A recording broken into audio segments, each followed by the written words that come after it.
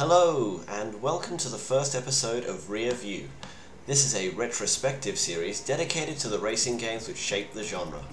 This first trilogy of episodes covers my personal favourite discipline of rally simulators. We start with two equally inspiring yet vastly different titles from the turn of the century, and finish with a third which blended content from both sources and very nearly reached perfection. But we start our journey with the first game, this game, Rally Championship 2000. This is the best and last iteration of a rather fantastic series by Magnetic Fields, a developer which spent the best part of 25 years making various racing games, including the Lotus Esprit Turbo Challenge series, with which I spent many an hour playing on my Amiga 500. I've dusted off the CD, endured hours of sorting through bugs and incompatibilities, and installed a few must-have mods which transformed this game from an interesting experience into an absolutely brutal simulation. It's finally running properly. Let's see how it holds up.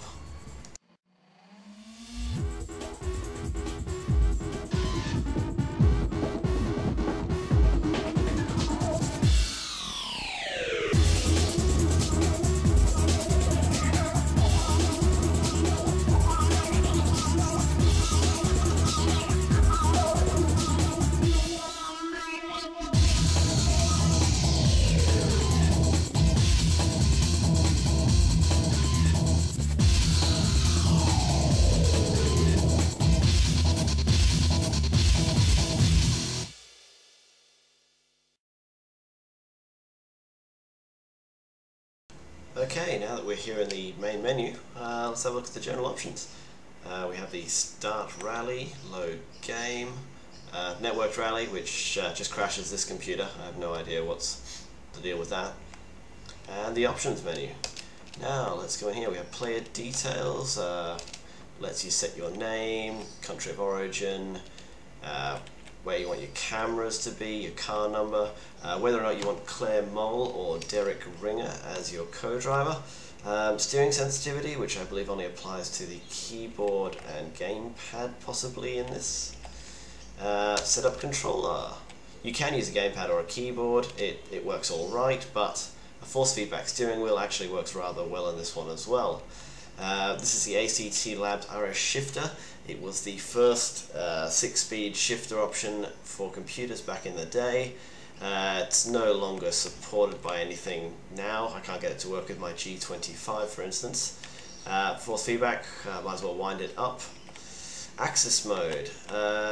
Yeah, you can do all sorts of stuff here. 3-axis is really good because it lets you separate your brake and throttle pedals, which is crucial in a front-wheel drive rally car, I can tell you that. Yep, shows you dead zones. And program controller. It's all fairly straightforward, not too many buttons here, although I would keep the lights handy in close range, as you'll be needing that one a fair bit. Even the light levels tend to have some dark spots.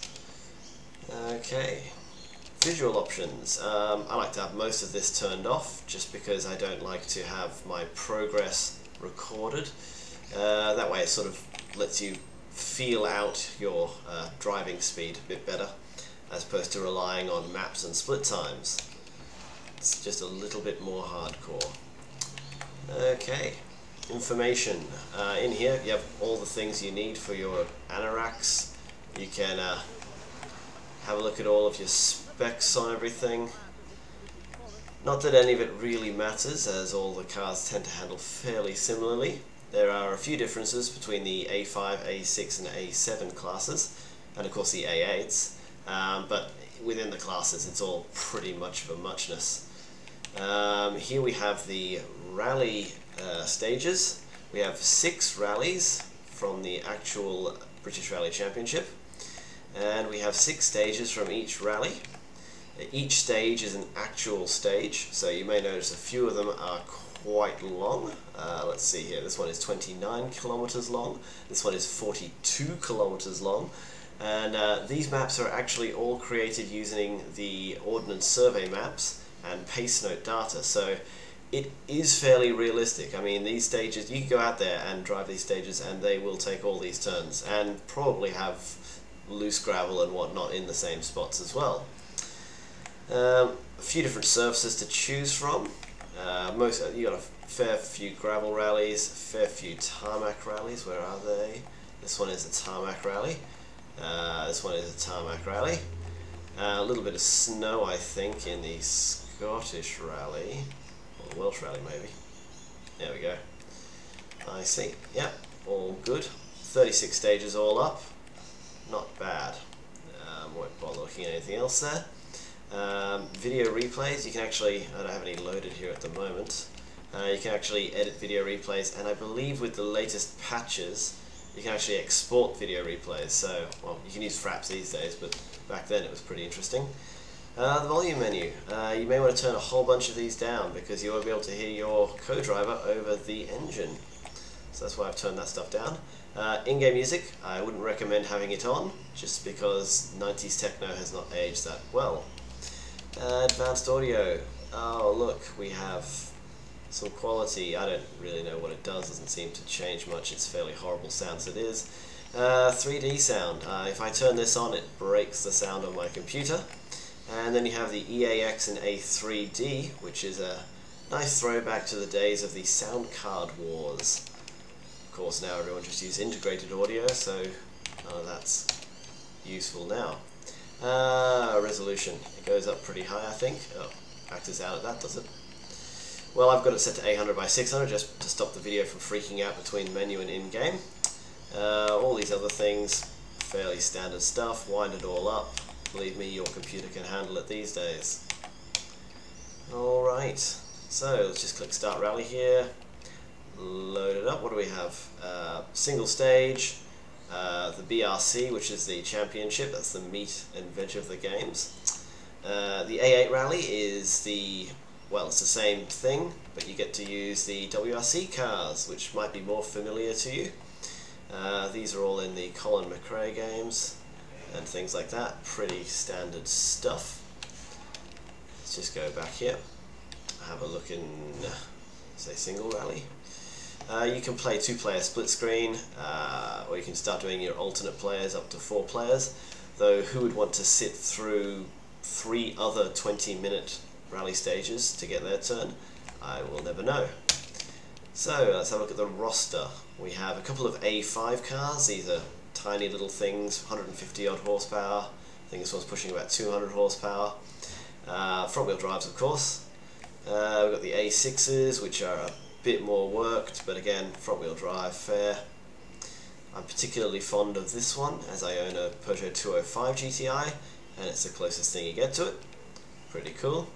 The A7 class cars are the big daddies. They tend to have sequential gearboxes, loads of gears, and nearly 300 horsepower, I believe. It's basically an off-road touring car. All front wheel drive, of course, as that is how the BRC competes. Oh, these are a couple of bonus cars which I opened up using some cheats. They're ridiculously fast and probably should not be driven. Okay, let's have a back out. You can change the transmission, of course, semi-autos, fully autos, or manuals. I just drive in manual, no biggie. Let's see. Arcade mode is horrible. Don't do it. It's not good. Time trial is actually what the single rally should be, because in this mode you can actually adjust your setup, and in the other one you cannot. I don't quite understand the point of the single rally as that would be. Okay, so that's a little bit of a run through of this. I think I'll jump into some pre-recorded footage now, just to save you some time, because it takes a while to get through the stages and show off all the damage and all the interesting little deals that this game offers. So here we are in game. The first thing you'll probably notice is that you can false start. I didn't hear, but it's something I checked as soon as I booted up, and indeed you can, and that incurs a time penalty. The second thing you'll notice is the stages are really narrow, like properly, realistically narrow. Very, very tricky in some spots. Clipping a wall can end your rally. The third thing you'll notice on this stage in particular is one of the nicer little bits of lighting effects. I mean, it seems very simple nowadays, but back at the turn of the century, these little light rays here were phenomenal, and I think they still look alright these days. You'll see the dark spots here, pretty damn dark. Some sections are actually under full canopy, so you will need to flip your headlights on. And the headlights do a reasonable job as well. They have a nice cone of light. Don't shoot off too far, so you can get a bit scared when you're traveling at high speed in the dark. The verges are pretty steep. If you put a rear wheel off onto the grass, you can flip the car very easily. You can also slide down banks, put a wheel on the grass and slide off, especially if you're on tarmac tyres. Very, very unforgiving. You also notice it's quite rough. I mean, that's partly to be blamed by the low poly surface, but it sort of adds to the roughness and makes up for a bit of the inadequacy of the physics modelling. Speaking of which, handling of these cars it's not mind-blowing, but it does get the basics strangely well enough. A front-wheel drive rally car, if you lift off when you turn in, it'll oversteer. If you need a bit more, you can actually turn in on the brakes, and that'll provide a nice bit of oversteer as well. Not detecting too much understeer on the power, but you do notice a distinct lack of traction in the front-wheel drives when compared to the four-wheel drives. All of these things are something which even the Gran Turismo series, for instance, still continues to get wrong.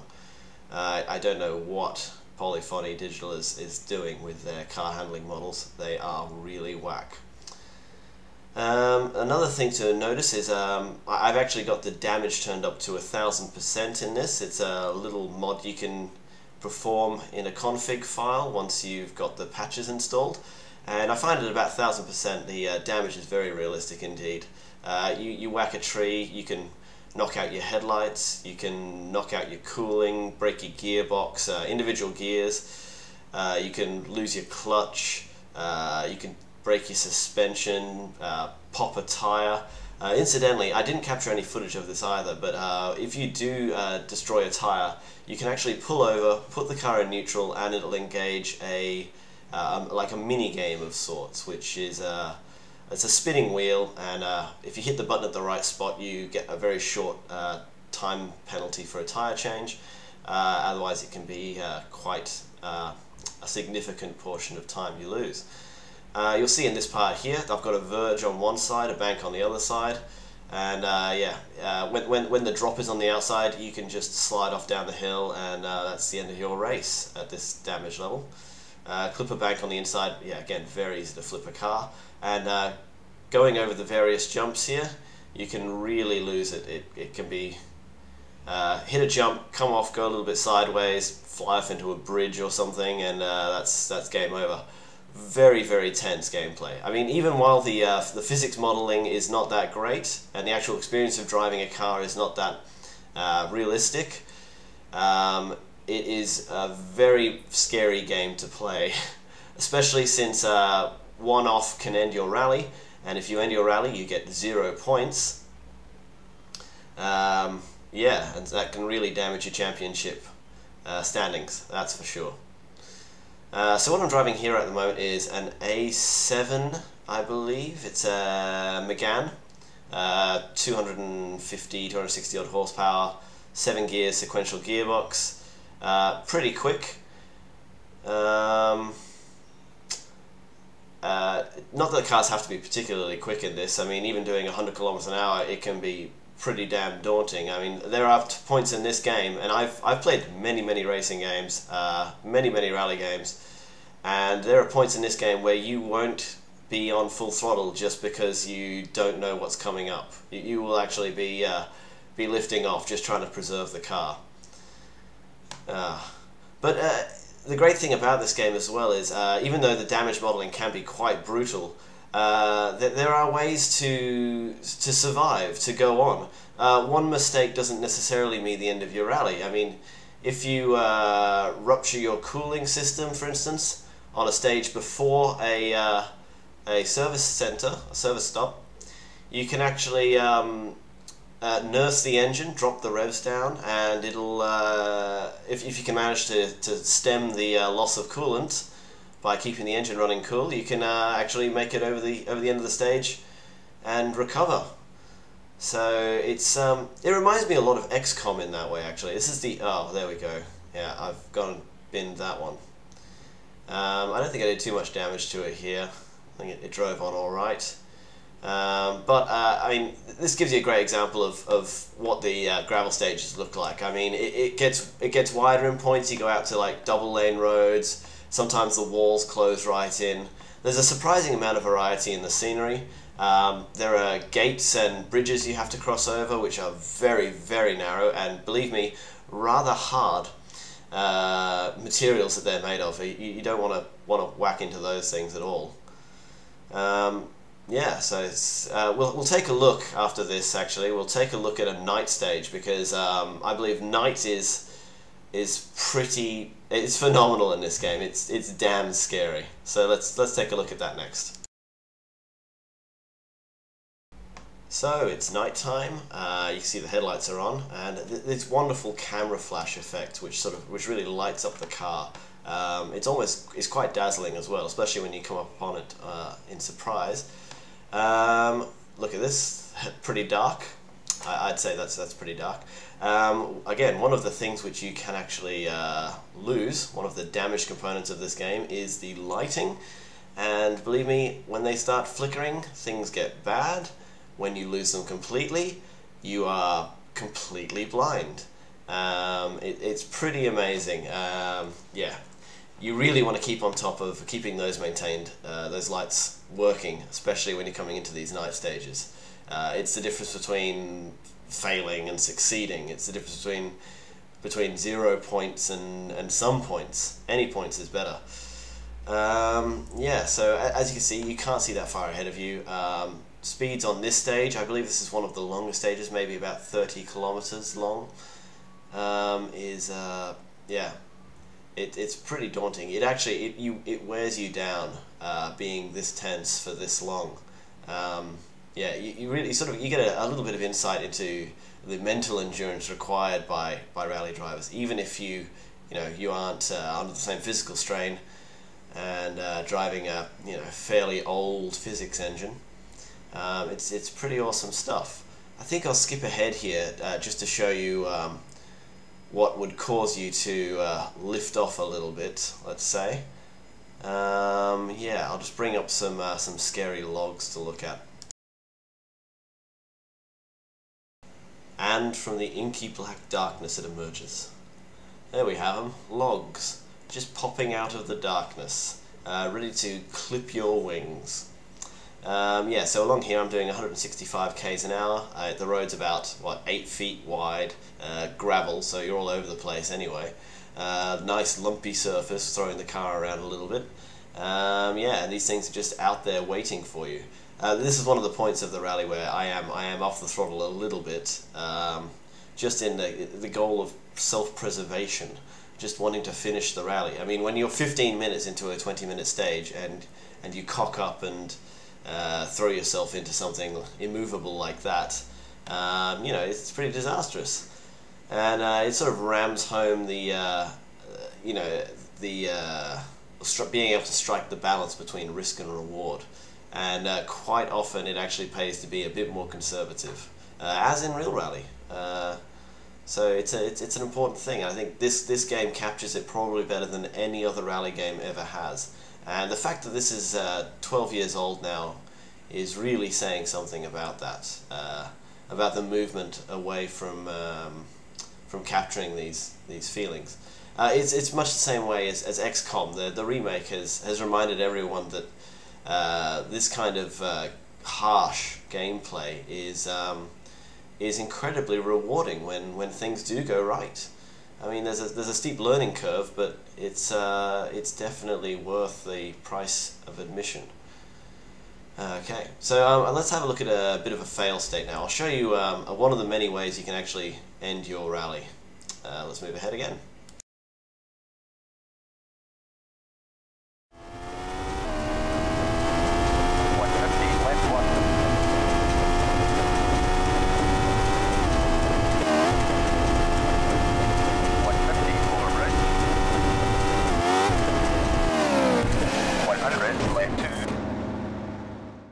So I've come off a jump a bit badly, hit a bridge, been amazed that my engine isn't actually completely destroyed. As you can see, I've lost a bit of cooling here. Engine's leaking coolant all over the place, throwing a bit of smoke as well. I've lost a gear as well, seconds gone, and my clutch is also damaged. You'll see it jumping in and out of gear in a bit. And I'm trying to actually nurse the engine after this point, keep the revs down to try and conserve the coolant as much as possible. But every time that it hits neutral and the revs spike like crazy, I'm actually doing more and more engine damage. And I think just coming around this corner, I blow the engine, and that's my rally over. 0 points all around. Retired. That hurts. Oh dear. But I really wasn't going to get very far. I think I had another stage after that, and And here I am on one of the many tarmac stages. The last two rallies are tarmac rallies. I believe this is the second last round, and I've just sprung a coolant leak. Tragic, but it's not a very big one. A little bit of white smoke is steam. So I know I haven't done any actual engine damage yet.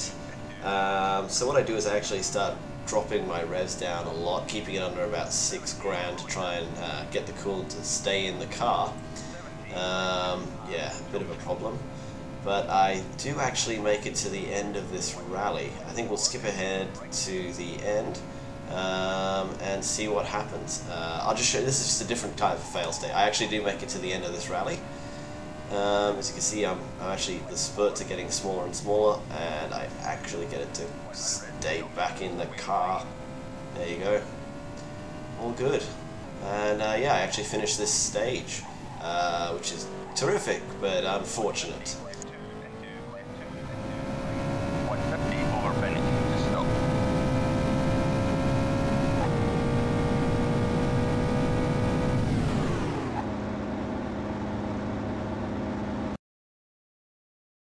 So it seems I've done quite well in that stage. Haven't lost too much time. I mean, I'm still well in the points.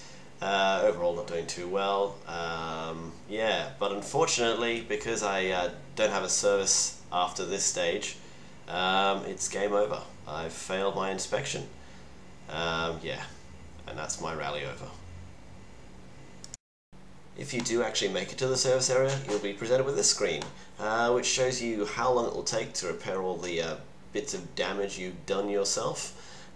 Things like tyres are obviously very important. You'll also have to consult with the upcoming stages to determine which tyres to go with.